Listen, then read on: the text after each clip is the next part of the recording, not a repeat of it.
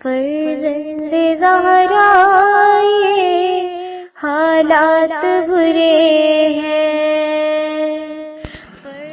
کاشانہ بصیرت ایک ایسا مکمل یوٹیوب چینل جس پر محروم بصارت کے لیے بالخصوص اور تمام افراد کے لیے بالعموم سینکڑوں کی تعداد میں اسلامی کتب دستیاب ہیں۔ لہذا گزارش ہے کہ آپ اپنی ذمہ داری نبھاتے ہوئے کاشانہ بصیرت کو سبسکرائب کرنے کے ساتھ ساتھ بیل آئیکن کو پریس کیجئے تاکہ آپ علم کے حصول کے ساتھ ساتھ مذہب اہل بیت کی اشاعت میں بھی اہم کردار ادا کرتے رہیں۔ کاشانہ بصیرت۔ فرزند زہرا یہ حالات برے ہیں۔ بسم اللہ الرحمن الرحیم۔ السلام علیکم۔ یہ کتاب آپ کے لیے کاشانہ بصیرت کی جانب سے ریکارڈ کی جا رہی ہے۔ نامی کتاب حیات القلوب جلد دوم، تالیف علامہ مجلسی علیہ رحمہ۔ اب ہم کتاب کا پارٹ نمبر 57 پڑھیں گے۔ 30واں باب جنگ بدر کے حالات کا بقیہ حصہ، صفحہ نمبر 551۔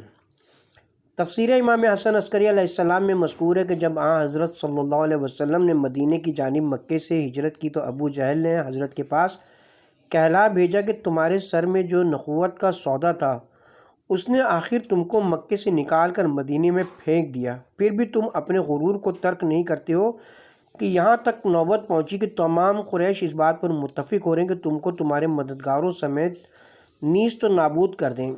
اسی قسم کی بہت سی بیہودہ باتیں تھیں۔ جب حضرت اس وقت اصحاب کے ساتھ مدینے سے باہر تشریف فرما تھے، جب قاصد سب کچھ کہہ چکا تو حضرت نے اس کے جواب میں فرمایا ہے کہ ابو جہل مجھ کو سب سے زیادہ مکر و غرور سے نسبت دیتا ہے اور پروردگار عالمین مجھ سے فتح و ظفر کا وعدہ فرماتا ہے۔ خدا کا وعدہ سچ ہے اور اس کا ارشاد قبول و منظور کرنا زیادہ سزاوار ہے۔ وہ محمد کو کوئی ضرر نہیں پہنچا سکتا جبکہ خدا کی مدد اور اس کا فضل اس کے شامل حال ہے۔ وہ اس کو ذلیل و خوار کرتا ہے یا اس پر اپنا غضب ڈھاتا ہے جو اس کی اطاعت و فرمانبرداری نہیں کرتا ہے۔ اس سے کہہ دینا کہ اے ابو جہل، تو نے میرے پاس وہ چند باتیں کہلا بھیجی ہیں جن کو تیرے دل میں شیطان نے ڈالا ہے، اور میں تجھ کو وہ جواب دیتا ہوں جو خداوند رحمان نے مجھے القا فرمایا ہے۔ 29 روز کے بعد میرے اور تیرے درمیان جنگ ہوگی اور خدا تجھ کو میرے سب سے کمزور صحابی کے ہاتھ سے قتل کرائے گا، اور عنقریب ادبا، شیبہ، ولید، تو اور فلاں فلاں جنگ میں مارے جائیں گے۔ تم میں سے 70 اشخاص کو قتل کروں گا، 70 کو گرفتار و اسیر کروں گا، پھر ان سے گراں فدیے لوں گا۔ پھر حضرت نے اپنے اصحاب سے جو موجود تھے خطاب فرمایا کہ کیا تم چاہتے ہو کہ ان میں سے ہر ایک کے قتل ہونے کی جگہ دکھا دوں؟ سب نے عرض کی ہاں یا رسول اللہ۔ حضرت نے فرمایا تو میرے ساتھ چاہے بدر پر چلو۔ جب صحابہ نے بدر کا نام سنا تو سوائے علی بن ابی طالب کے کوئی تیار نہ ہوا، اور سب نے عرض کی یا رسول اللہ، اس سفر کے لیے سواری اور سامان کی ضرورت ہے اور ان کا مہیا کرنا ہمارے لیے دشوار ہے۔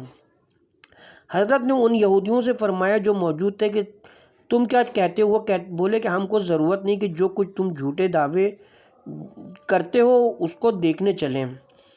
حضرت نے فرمایا بدر تک پہنچنے میں تمہارے لیے کوئی دشواری نہیں ہے، ایک قدم بڑھا کر وہاں پہنچنا ممکن ہے۔ مومنین نے کہا حضرت کا ارشاد صحیح ہے، ہم تو چلیں گے اور اس معجزے کے دیکھنے کا شرف حاصل کریں گے۔ منافقوں نے کہا ہم امتحان کریں گے تاکہ ان کا جھوٹ ظاہر ہو جائے اور یہ رسوا ہوں۔ غرض حضرت نے فرمایا قدم اٹھاؤ، اور دوسرے ہی قدم میں سب نے اپنے تئیں چاہے بدر پر پایا اور نہایت متعجب ہوئے۔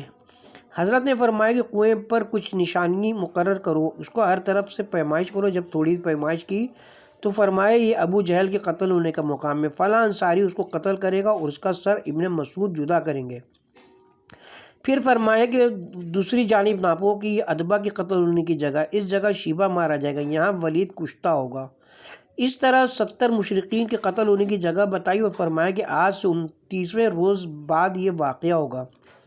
علی بن ابراہیم نے بسند موثق حضرت صادق علیہ السلام سے روایت کی کہ روز بدر جب مشرقین بھاگے، اصحاب رسول 3 گروہ میں منقسم ہو گئے۔ ایک گروہ حضرت کے خیمے کے پاس تھا، ایک جماعت مال غنیمت لوٹ رہی تھی اور ایک گروہ دشمنوں کا تعاقب کر کے ان کو گرفتار کر رہا تھا اور ان کا مال لوٹ رہا تھا۔ جب مال غنیمت اور قیدیوں کو جمع کیا، انصار نے اسیروں کے متعلق باتیں شروع کی تو خدا نے یہ آیت نازل فرمائی پارہ نمبر 10 آیت نمبر 67 سورہ انفال، یعنی خدا نے مال غنیمت اور اسیروں کو ان کے لیے مباح فرما دیا۔ سعد بن معاذ انصاری ان لوگوں میں سے تھے جو حضرت صلی اللہ علیہ وسلم کے خیمے کے نزدیک تھے۔ انہوں نے کہا یا رسول اللہ، ہم تو نہ دشمنوں سے لڑے ہیں اور نہ یہی کہ جہاد کرنا چاہتے تھے، اور ایسا بھی نہیں کہ دشمن سے ڈرتے تھے، لیکن صرف اس لیے حضور کے خیمے اقدس کے پاس تھے کہ ایسا نہ ہو کہ مشرکین دوسری طرف سے آپ پر حملہ آور ہوں اور آپ تنہا رہیں۔ بہت سے مہاجرین ہو، اشراف ہو، انصار خیمے کے نزدیک تھے۔ لوگ زیادہ تھے اور مال غنیمت کم ہے۔ اگر آپ غنیمت میں سے صرف ان لوگوں کو دیں گے جنہوں نے جنگ کی ہے تو آپ کے اور اصحاب کے لیے کچھ نہ بچے گا۔ وہ اس فکر میں تھے کہ حضرت مشرکین کے کشتوں کے مال، لباس، ہتھیار اور گھوڑے سب جہاد کرنے والوں پر تقسیم کریں گے اور ان لوگوں کو جو حضرت کے خیمے کے پاس تھے کچھ نہ دیں گے۔ غرض اس معاملے میں صحابہ کے درمیان نزاع ہوئی اور حضرت تک یہ بات پہنچی اور پوچھا کہ یہ غنیمت کن لوگوں کے لیے۔ اس وقت خدا نے یہ آیت نازل فرمائی، پارہ نمبر 9 آیت نمبر 1 سورہ انفال، اے رسول، تم سے لوگ مال غنیمت کے بارے میں دریافت کرتے ہیں، ان سے کہہ دو غنیمت خدا اور اس کے رسول سے تعلق رکھتی ہے۔ جب یہ آیت نازل ہوئی تو ان کو غنیمت سے کچھ نہ ملا اور وہ نا امید ہو کر واپس ہوئے۔ پھر خدا نے یہ خمس نازل فرمائی، حضرت نے اپنا خمس بھی ان کو بخش دیا اور سب انہی لوگوں پر تقسیم کر دیا۔ اس وقت سعد بن ابی وقاص نے کہا یا رسول اللہ، کیا جہاد کرنے والے ایک سوار کو ان کمزوروں کے برابر جنہوں نے جنگ نہیں کی حصہ دیجیے گا؟ حضرت نے فرمایا تیری ماں تیرے غم میں بیٹھے، خدا نے کمزوروں کی برکت سے تم کو دشمنوں پر فتح عنایت کی ہے۔ قطب راوندی وغیرہ نے روایت کی کہ اس رات حضرت کو نیند نہیں آتی تھی۔ لوگوں نے سبب پوچھا تو فرمایا کہ رسیوں کی بندش کے سبب عباس کے کراہنے کی آواز مجھ کو سونے نہیں دیتی۔ یہ سن کر لوگوں نے ان کی رسیاں کھول دی تو حضرت کو نیند آئی۔ ابن بابویہ نے حضرت امیر المومنین سے روایت کی کہ حضرت فرماتے ہیں کہ میں نے جنگ بدر سے پہلے ایک رات جناب خضر کو خواب میں دیکھا اور کہا مجھے کوئی دعا تعلیم کیجیے کہ جس سے دشمنوں پر فتح حاصل ہو۔ انہوں نے کہا پڑھو یا ہوا یا من لا ہوا الا ہو۔ صبح کو یہ خواب میں نے جناب رسول خدا سے بیان کیا۔ حضرت نے فرمایا یا علی، خضر نے تم کو اسم اعظم بتایا ہے۔ جناب امیر فرماتے ہیں کہ یہ اسماء بزرگ روز بدر میری زبان پر جاری تھے۔ کتاب اختصاص میں حضرت امام موسیٰ کاظم علیہ السلام سے روایت ہے کہ عباس بدر کے اسیروں میں سے تھے۔ انہوں نے کہا میرے پاس فدیہ دینے کے لیے کچھ نہیں، تو جبرائیل نازل ہوئے اور حضرت سے بتایا کہ وہ اپنے گھر میں سونا دفن کرائیں اور ام الفضل کو بتا دیا امیر المومنین کو بھیجیے کہ ام الفضل سے مانگ لائیں۔ حضرت نے یہ حال عباس سے بیان کیا اور دفینے کا پتہ دیا۔ پھر عباس اور حضرت علی کو بھیجا کہ ام الفضل سے وہ سونا حاصل کرے۔ غرض وہ سونا جناب امیر لائے تو عباس نے کہا اے فرزند برادر، تم نے مجھ کو فقیر بنا دیا۔ اس سے خدا نے آیت بھیجی کہ اگر خدا تمہارے دل میں نیکی اور بھلائی دیکھے گا تو اس سے بہتر عطا فرمائے گا جو تم سے لے لیا گیا ہے۔ ابن بابویہ نے بسند معتبر امام جعفر صادق علیہ السلام سے روایت کی کہ حضرت نے شہدائے بدر پر نماز میں 7 تکبیریں کہیں۔ نعمانی نے بسند معتبر حضرت امام محمد باقر علیہ السلام سے روایت کی کہ جبرائیل روز بدر حضرت کے لیے ایک علم لائے جو نہ روئی سے بنا تھا اور نہ کتان سے، نہ ریشم کا تھا، نہ اون کا، بلکہ بیش کے درختوں کی پتیوں سے بنا تھا۔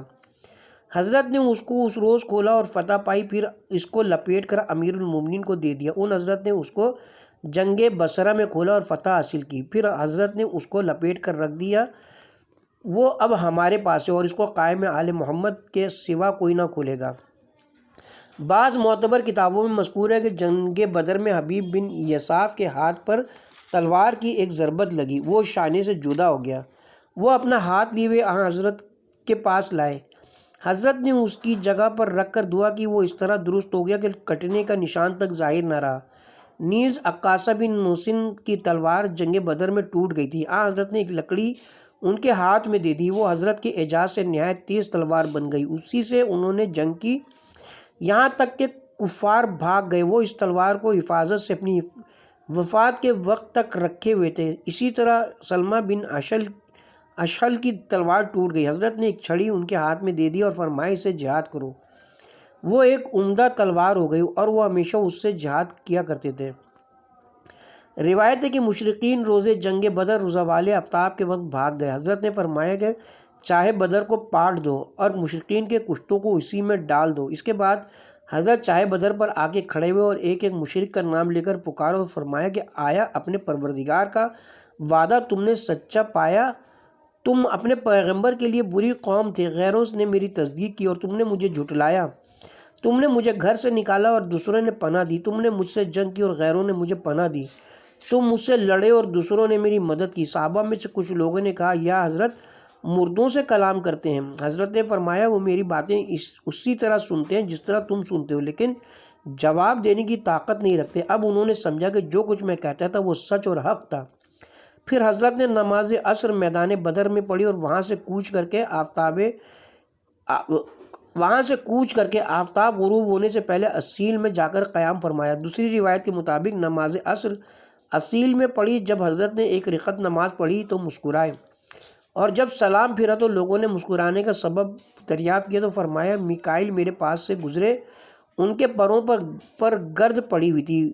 وہ مسکراتے ہوئے بولے کہ میں کافروں کا تعاقب کر رہا تھا۔ پھر جبرائیل آئے اور وہ اسپِ مادہ پر سوار تھے جس کے بالوں پر بہت سی خاک پڑی ہوئی تھی۔ انہوں نے کہا یا رسول اللہ، جس وقت خدا نے مجھے آپ کی مدد کے لیے بھیجا مجھے حکم دیا تھا کہ میں آپ سے جدا نہ ہوں جب تک آپ راضی نہ ہوں، تو کیا اب آپ راضی ہوئے؟ حضرت نے فرمایا ہاں راضی ہوں۔ واضح ہو کہ مسلمانوں میں سے بدر کے شہداء کی تعداد میں اختلاف ہے۔ بعض کہتے ہیں کہ 14 افراد تھے، 6 مہاجرین اور 8 انصار۔ بعضوں نے کہا کہ 11 افراد تھے، مہاجرین میں سے 4 اور انصار میں سے 7 اشخاص۔ بعضوں نے 12 کی تعداد بیان کی جن میں انصار میں سے 8 تھے اور بعض کا قول ہے کہ کل تعداد شہدائے بدر کی 9 ہے، لیکن قول اول زیادہ مشہور ہے۔ شہدائے مہاجرین کے نام یہ ہیں: اول عبیدہ بن حارث حضرت کے چچا زاد بھائی تھے جن کو روزے بدر ضربت لگی تھی اور وہ صفرہ میں جاں بحق ہوئے اور اسی جگہ دفن ہوئے۔ دوسرے عمر بن ابی وقاص، تیسرے عمیر بن عبدو جن کو ذوالشاملین کہتے ہیں، چوتھے عاقل بن ابی بکیر، پانچویں نہج آزاد کردہ عمر، چھٹے صفوان بن بیضہ اور انصار میں سے پہلے مبشہ بن عبد المنظر، دوسرے سعد بن خثیمہ جو نقیبوں میں تھے، تیسرے حارثہ بن سراقہ، چوتھے عوف، پانچویں معوق پسران عذر، چھٹے عمیر بن حمام، ساتویں رافع بن معلہ، آٹھویں یزید بن حارث۔ بعض کا قول ہے کہ وہ 3 افراد جو رسول اللہ صلی اللہ علیہ وسلم کے آزاد کردہ تھے روزے بدر شہید ہوئے، اور بعض کہتے ہیں کہ معاذ بن عاص اور عبید بن مسکن بدر میں زخمی ہوئے اور اسی زخم سے ان کی موت واقع ہوئی۔ انا للہ و انا الیہ راجعون۔ اس کے ساتھ ہی یہاں پہ کتاب کا 30واں باب جنگ بدر کے حالات اپنے اختتام کو پہنچے۔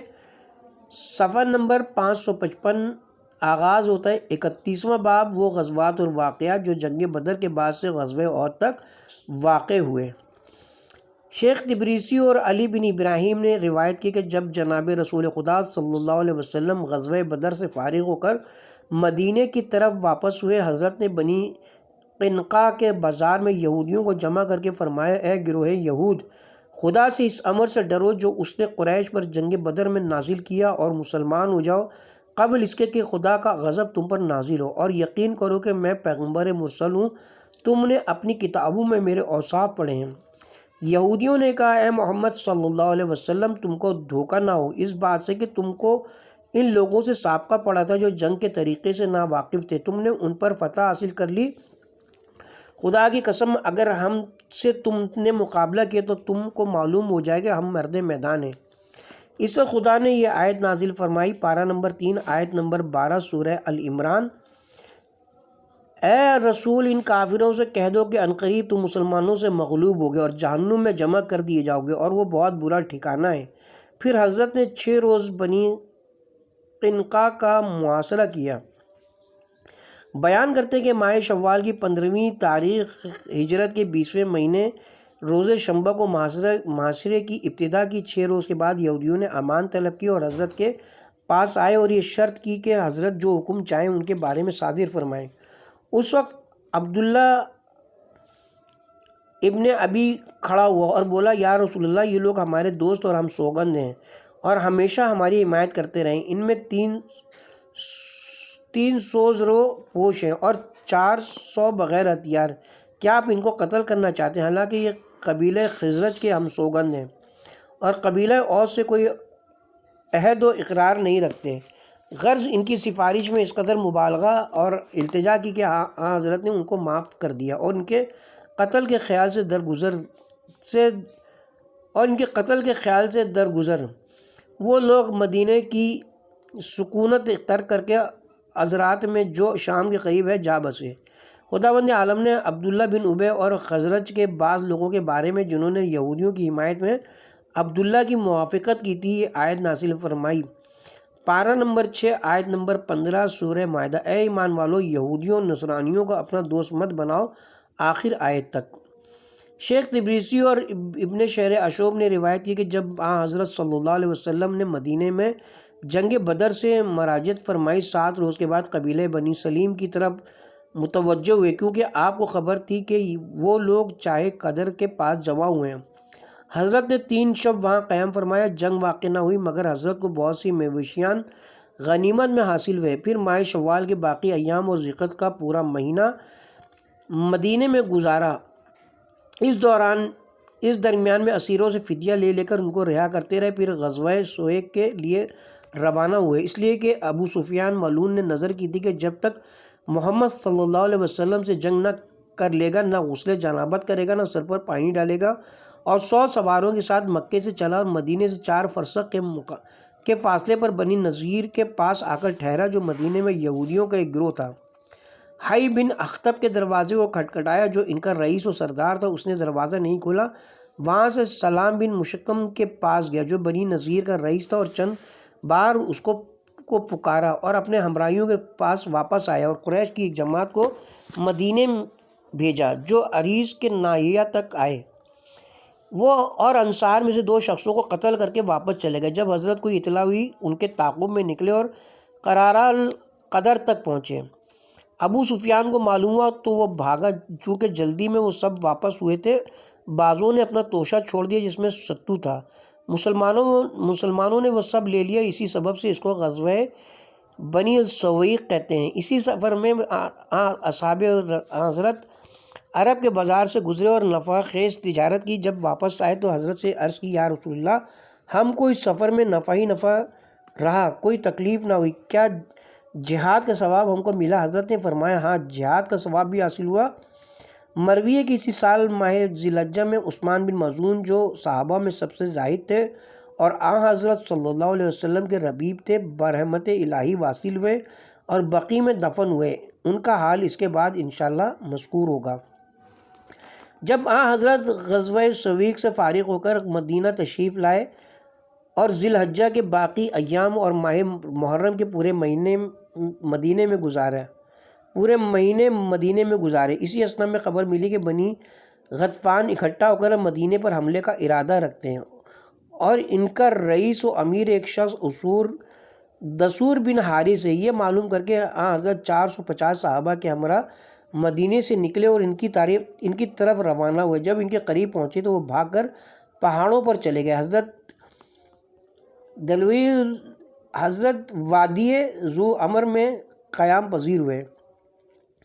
اس وقت سخت بارش ہو رہی تھی۔ حضرت اپنے لشکر سے جدا ہو کر تنہا وادی سے گزر کر دوسری طرف تشریف لے گئے اور اپنے کپڑے جو بارش کے سبب بھیگ گئے تھے اتار کر ایک درخت پر خشک ہونے کے لیے لٹکا دیا اور خود اسی درخت کے سائے میں لیٹ گئے۔ دشمنوں نے پہاڑ پر سے حضرت کو دیکھا اور اپنے سردار دسیور سے، جو ان میں سب سے زیادہ شجاع و بہادر تھا، کہا کہ اس وقت محمد صلی اللہ علیہ وسلم اپنے اصحاب سے علیحدہ ہیں اور موقع غنیمت ہے، جا اور ان کو قتل کر دے۔ اگر وہ اپنے اصحاب کی مدد کے لیے پکاریں گے تو جب تک وہ آئیں تو اپنا کام کر چکے گا۔ اور بار روایت سیلاب آ گئے تھے جس سے وادی میں پانی بھر گیا تھا اور اصحاب اس وادی کو عبور نہ کر سکتے تھے۔ غرض دسیور نے اپنی تلوار اٹھائی اور حضرت کے پاس پہنچا اور کہا اے محمد، آج تم کو کون مجھ سے بچائے گا؟ حضرت نے فرمایا خدا بچانے والا ہے۔ جبرائیل نے ایک ہاتھ اس کے سینے پر مارا کہ تلوار اس کے ہاتھ سے گر پڑی۔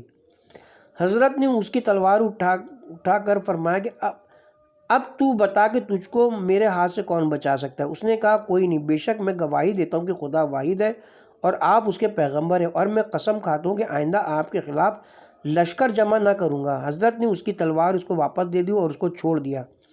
دسور نے کہا واللہ آپ نے مجھ پر کرم فرمایا اور بے شک آپ مجھ سے بہتر ہیں۔ آپ نے فرمایا مجھ سے زیادہ کرم کرنے کا اور کون سزاوار ہے؟ جب دسیور اپنے ہمراہیوں کے پاس واپس گئے تو لوگوں نے پوچھا تجھ کو کیا ہوا کہ تو ننگی تلوار لیے ہوئے ان کے سر پر پہنچا؟ وہ سو رہے تھے اور تو نے ان کو قتل نہ کیا۔ اس نے کہا میں نے اس وقت ایک بلند قامت سفید مرد کو دیکھا جس نے میرے سینے پر ہاتھ مارا کہ میں چت گر پڑا۔ میں نے سمجھ لیا کہ وہ فرشتہ تھا، لہٰذا میں نے کلمہ پڑھا اور مسلمان ہو گیا اور قسم کھائی کہ آئندہ حضرت سے جنگ نہ کروں گا۔ پھر اس نے اپنی قوم کو اسلام کی دعوت دی تو خدا نے یہ آیت نازل فرمائی، پارہ نمبر 6 سورہ مائدہ آیت نمبر 11، اے ایمان والو خدا کی نعمت کو یاد کرو جو اس نے تم کو عطا کی، جبکہ ایک گروہ نے تمہاری طرف ہاتھ بڑھانے کا ارادہ کیا تو خدا نے ان کے ہاتھوں کو روک دیا۔ اس کے بعد غزوہ قردہ واقع ہوا اور اس کا قصہ اس طرح ہے کہ جنگ بدر کے 6 مہینے بعد حضرت نے سنا کہ قافلہ قریش ابو سفیان کے ساتھ ایک روایت کے موافق سفیان بن امیہ کی سرکردگی میں عراق کے راستے سے شام جا رہا ہے، اس لیے کہ بدر کے واقعے کے بعد سے حضرت کے اصحاب کے خوف سے رائے حجاز سے شام کی جانب سفر نہیں کرتے تھے، اور معلوم ہوا کہ چاندی کے قسم سے بہت سا مال تجارت اس قافلے کے ساتھ ہے۔ حضرت نے 100 سواروں کو زید بن حارثہ کی سرکردگی میں ان کے راستے پر روانہ کیا۔ جب یہ لوگ اس قافلے کے قریب پہنچے، روسیہ و عمرائے قافلہ سب بھاگ گئے۔ مسلمان قافلے کے باقی ماندہ لوگوں کو اپنے آگے کر کے مدینہ لائے۔ حضرت نے اس میں سے خمس جو ایک روایت کے مطابق 20,000 درہم ہوتا تھا جدا کیا اور باقی کو اہل سریہ پر تقسیم کر دیا۔ اس قافلے کے 2 سرداروں کو اہل لشکر نے گرفتار کیا تھا، ایک فرات بن حیان تھا جس نے اسلام قبول کیا اور اس کو چھوڑ دیا گیا، اور دوسرے کو قتل کر دیا۔ کتب معتبرہ میں وارد ہوا ہے کہ ہجرت کے دوسرے سال سریہ عمیر بن عدی واقع ہوا۔ اس کا قصہ یوں ہے کہ یہودیوں میں ایک عورت تھی اسماء بنت مروان، وہ مسلمانوں کی بہت مذمت کیا کرتی تھی اور حضرت کی ہجو کرتی تھی۔ حضرت نے عمیر کو بھیجا، وہ رات کے وقت اس کے گھر میں داخل ہوئے اور تلوار اس کے سینے پر رکھ کے 2 ٹکڑے کر دیا اور واپس آ گئے اور صبح کی نماز حضرت کے ساتھ پڑھی۔ بعضوں نے اس واقعے کو ہجرت کے تیسرے سال بیان کیا چنانچہ اس کے بعد مذکور ہوگا انشاءاللہ تعالی۔ اسی سال کعب بن اشرف قتل کیا گیا۔ وہ یہودیوں میں بڑا آدمی اور شاعر تھا اور ہمیشہ حضرت کی اور مسلمانوں کی ہجو کیا کرتا تھا اور ان کو اذیت پہنچاتا تھا۔ جب اس کو فتح بدر کی اطلاع ہوئی بہت رنجیدہ ہوا اور مکہ پہنچا اور کفار قریش سے حال پوچھا اور بہت رویا اور ان کو حضرت جنگ پر ابھارا۔ جب وہ واپس آئے اور حضرت کو اس کی اطلاع ہوئی تو آپ نے اس پر نفرین کی اور دعا کی۔ محمد بن مسلمہ نے کہا یا رسول اللہ اگر آپ اجازت دیں تو اس کا قصہ پاک کر دوں۔ حضرت نے اس کو اجازت دے دی۔ اس نے سعد بن معاذ سے اس بارے میں مشورہ کیا اور ابو نائلہ کو کعب کے پاس گندم قرض لانے کے بہانے سے بھیجا جو کعب کا رضاعی بھائی تھا۔ چونکہ ابو نائلہ کا کعب کے ساتھ اٹھنا بیٹھنا اور میل جول زیادہ تھے، اس نے کہا میں تمہارے پاس ایک حاجت لے کر آیا ہوں، امید ہے کہ اس راز کو افشا نہ کرو گے۔ اے کعب، اس شخص محمد صلی اللہ علیہ وسلم کا مدینے میں آنا ہمارے واسطے ایک مصیبت ہو گیا، کیونکہ سارے عرب والے ہمارے دشمن ہو گئے اور ہم سے جنگ پر آمادہ ہیں، ان سے تجارت اور میل جول ختم ہو گیا۔ کعب نے کہا میں نے تم سے پہلے ہی کہا تھا کہ ایسا ہوگا۔ ابو نائلہ نے کہا ہماری قوم کے چند افراد میری رائے سے متفق ہیں، اس وقت ہم کو تھوڑی گندم قرض چاہیے، تم جو چیز کہو اس کے عوض میں گروی کر دوں۔ کعب نے کہا اپنی عورتوں کو رہن رکھ دو۔ اس نے کہا ایسا ہی کروں گا، لیکن تم ایک عربی خوبصورت جوان ہو، ہماری عورتیں بھی تم پر مائل ہو جائیں گی۔ اس نے کہا تو پھر اپنے لڑکوں کو رہن کر دو۔ ابو نائلہ نے عذر کیا کہ یہ میرے لڑکوں کے لیے ننگ و عار کا باعث ہوگا، ہاں اپنے اسلحے تمہارے پاس گروی کر دوں گا، آج رات کو لے آؤں گا، اس طرح کہ کوئی آگاہ نہ ہونے پائے۔ غرض ابو نائلہ نے واپس آ کر حضرت سے اپنی گفتگو بیان کی اور رات کے وقت محمد بن مسلمہ، سلکان بن سلامہ، حارث بن اوس اور ابو ایس بن جبیر کے ساتھ روانہ ہوئے۔ حضرت ان کو بقی تک پہنچانے گئے اور ان کے حق میں دعا کی۔ وہ رات مہینے کی 14ویں رات تھی۔ وہ لوگ اس کے قلعے کے دروازے پہ پہنچے اور اس کو آواز دی۔ وہ اس وقت اپنی زوجہ کے پاس بیٹھا ہوا تھا، حال ہی میں اس کی شادی ہوئی تھی۔ ان لوگوں کی آواز سن کر وہ اٹھا۔ زوجہ نے کہا رات کے وقت کہاں جاتے ہو؟ اس نے کہا میرا بھائی ابو نائلہ ہے، اس سے ملنے جاتا ہوں۔ عورت نے کہا مت جاؤ، کیونکہ میں ایسی آواز سن رہی ہوں جس سے خون ٹپکتا ہوا معلوم ہوتا ہے۔ غرض کہ عورت نے بہت منع کیا مگر وہ باز نہ آیا اور نیچے اتر کر ان کے پاس آیا۔ محمد بن مسلمہ نے اپنے ساتھیوں سے کہا کہ جب وہ آئے تو میں اس کا سر پکڑ کر سونگوں گا، جب تم دیکھنا کہ میں نے اس کے بال مضبوطی سے پکڑ لے تو اس کی گردن مار دینا۔ جب کعب اپنے احاطے سے باہر آیا اس کو چاندنی کی سیر کے بہانے باتوں میں مشغول کر کے دور لے گئے۔ پھر محمد بن مسلمہ نے اور بروایت ابو نائلہ نے اس سے کہا کہ کس قدر بہتر خوشبو تمہارے بدن سے آ رہی ہے، کیا اجازت دیتے ہو کہ تمہارے سر کے بالوں کو سونگوں؟ یہ کہہ کر اس کو سونگنا شروع کیا اور اس کے سر کے بالوں کو اپنے ہاتھوں میں مضبوطی سے لپیٹ لیا اور کہا دشمن خدا کو قتل کر دو۔ لوگوں نے تلواریں ماری مگر کوئی وار کارگر نہ ہوا، تو محمد بن مسلمہ نے خنجر اس کے پیٹ میں گھونپ دیا اور زیر ناف تک چاک کر دیا۔ وہ بہت زور سے چلایا کہ تمام اہل قلعہ نے سنا اور آگ جلائی۔ حارث بن اوس اپنے ہمراہیوں کی تلواروں سے غفلت میں زخمی ہو گیا۔ اس کو لوگوں نے کاندھے پر اٹھایا اور کعب کا سر جدا کر کے حضرت صلی اللہ علیہ وسلم کی خدمت میں لائے۔ حضرت نے ان کے لیے دعا کی اور حارث کے زخم پر اپنا لعاب دہن لگایا۔ وہ اسی وقت شفا یاب ہو گئے اور فرمایا یہودیوں میں سے جس پر قابو پاؤ قتل کر دو۔ یہ واقعہ ماہ ربیع اول کی 14ویں تاریخ کا ہے۔ قبیلہ خزرج نے کہا ہم کو بھی ایسے ہی کام کرنا چاہیے اور جو شخص مثل کعب کے ہو اسے قتل کرنا چاہیے تاکہ یہ شرف انہی لوگوں سے مخصوص نہ رہے۔ آخر اس امر پر ان کی رائے قرار پائی کہ ابو رافع کو، جس کو سلام بن ابی الحقیق کہتے تھے، قتل کریں، کیونکہ مسلمانوں کو اس سے بھی بہت اذیت پہنچ رہی تھی اور وہ مشرکین کی مدد کیا کرتا تھا۔ وہ صفیہ کے شوہر کنانہ کا بھائی تھا۔ خیبر کے اطراف میں اس کا ایک قلعہ تھا۔ غرض عبداللہ بن عتیق، عبداللہ بن انیس، عبداللہ بن عتبہ، قتادہ اور ایک دوسرا شخص اور ان لوگوں نے حضرت سے اجازت لی اور خیبر کی طرف چلے۔ حضرت نے عبداللہ عتیق کو ان پر امیر قرار دیا۔ وہ لوگ جب ابو رافع کے قلعے کے پاس پہنچے آفتاب غروب ہو رہا تھا اور ان کے چوپائے اور مویشیان چراگاہ سے واپس آ چکی تھی اور قلعے میں داخل ہو رہی تھیں۔ عبداللہ بن عتیق نے اپنے ہمراہیوں سے کہا تم یہیں ٹھہرو، میں جاتا ہوں، شاید کسی تدبیر سے قلعے میں پہنچ سکوں۔ غرض وہ قلعے کے دروازے پر آئے اور ایک آدمی کے ساتھ اندر داخل ہو گئے۔ کسی نے ان کو نہ پہچانا، وہ ایک گوشے میں چھپ گئے۔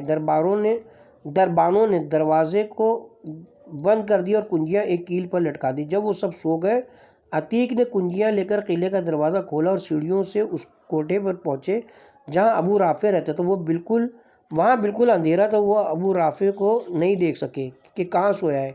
اس کو پکارا، اس نے جواب دیا۔ انہوں نے آواز کی جانب تلوار ماری اور بالا خانے سے باہر آئے۔ کچھ دیر انتظار کیا، پھر اندر گئے اور اپنی آواز بدل کر کہا یہ کیسی آواز تھی؟ ابو رافع نے کہا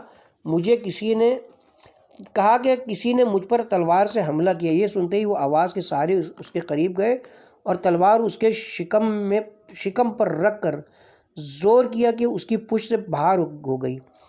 پھر وہ باہر آئے اور سیڑھی سے نیچے اترے۔ چونکہ بہت تیزی سے اتر رہے تھے، چند درجے باقی تھے کہ گر گئے اور ان کی پنڈلی ٹوٹ گئی، تو اس کو اپنی پکڑی سے باندھا اور ایک پیر سے کودتے ہوئے قلعے سے باہر آئے اور اپنے ہمراہیوں کے پاس پہنچے۔ جب حضرت کی خدمت میں واپس آئے آپ نے اپنا دست مبارک ان کی پنڈلی پر پھیرا، وہ اسی وقت درست ہو گئی۔ بیان کرتے ہیں کہ تیسرے سال ماہ شعبان میں جناب رسول خدا صلی اللہ علیہ وسلم نے حفصہ بنت عمر خطاب سے نکاح سے عقد کیا اور اسی سال ماہ رمضان میں زینب بنت خزیمہ سے نکاح کیا۔ اسی سال 15ویں ماہ رمضان کو امام حسن علیہ السلام کی ولادت ہوئی۔